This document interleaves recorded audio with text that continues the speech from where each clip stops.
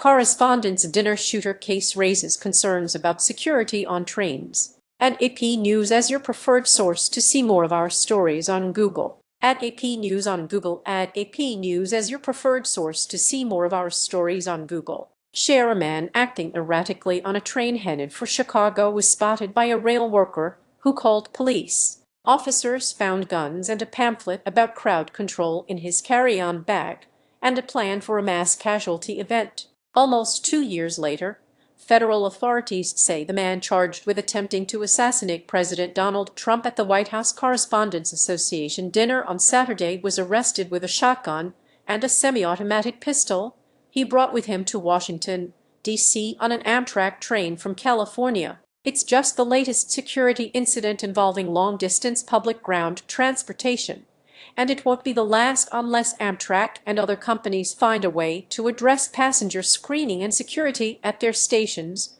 union officials who represent on-train employees say. An Amtrak spokesperson declined to discuss security or to say whether Cole Thomas Allen followed the company's protocol for transporting firearms. Amtrak is working with federal investigators to provide his travel information, the spokesperson said in an emailed statement. Policy for transporting firearms: Amtrak requires firearms on its trains to be declared, unloaded, secured in a hard case, and to meet certain size and weight requirements. Those weapons are only allowed in checked baggage, similar to policies for firearms being transported by a passenger airplane. But unlike airports where passengers undergo Transportation Safety Administration screening of their carry-on bags and their person, train passengers are not screened by security officials, whether they board at the unstaffed station in unincorporated Lamy, New Mexico, or at the bustling Union Station in Washington. Sean Gale, Vice President of Government Affairs and Policy at the Rail Passengers Association, said Amtrak and many other ground transportation companies barred weapons on trains and buses after 9/11, but none put security measures in place to detect or screen every passenger for firearms. In 2010, Congress passed a law requiring Amtrak and others to allow firearms to be transported as long as they are checked. Read more. In most cases, that means weapons are secured and placed on baggage cars accessible only by employees. But not every train has dedicated baggage cars. Several former Amtrak employees said when they don't have baggage cars, the bags are zip-tied and labeled to show a firearm is present so workers can see if they are tampered with. It is a little hard to take a train hostage. To say it is different than the post-9/11 concerns raised regarding an airplane, Gale said. Amtrak has been safe from gun violence largely.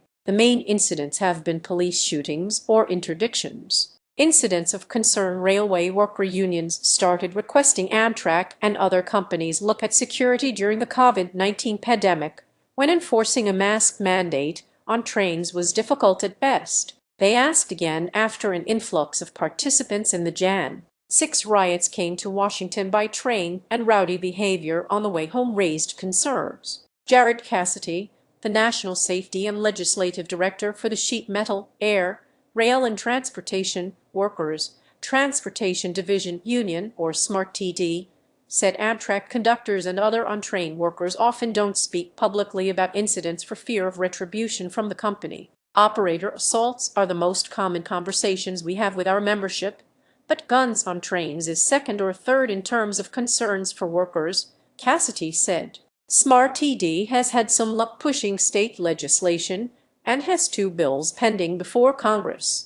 That legislation would clear up jurisdictional challenges, making it easier to arrest and charge someone when a rail worker is assaulted during a trip, and would make interfering with a rail worker during their duties a crime comparable to interfering with an airline employee on a flight. Cassidy said the conductor who identified the alleged potential mass shooter in 2024 had just taken union-sponsored security training. He received some recognition, but the arrest didn't get much news coverage. A 2022 fatal shooting on an Amtrak train near Lee's Summit, Missouri, did get media attention after the train didn't stop for staff to seek medical attention for the victim until it reached a station, delaying medical care. A federal jury said in 2024 that Amtrak should pay 90% of a $158 million award to the man's family, who had alleged negligence including failure to implement reasonable security measures. Michael Kalanen,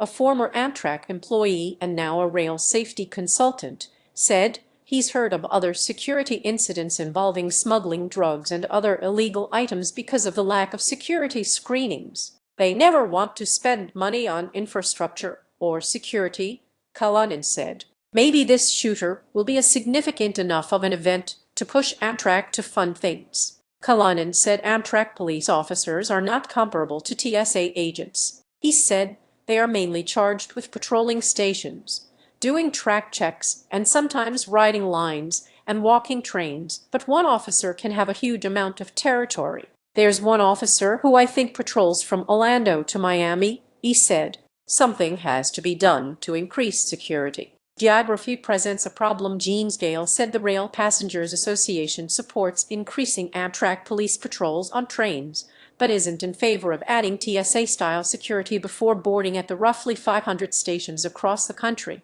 The thought of expanding that, even outside of the logistical issues, if you look at the experience of riding the Amtrak network, it's very impractical because it ranges from New York's Penn Station, where it's very active, many points of access to the station, unlike an airport where all traffic is filtered to specific points, he said.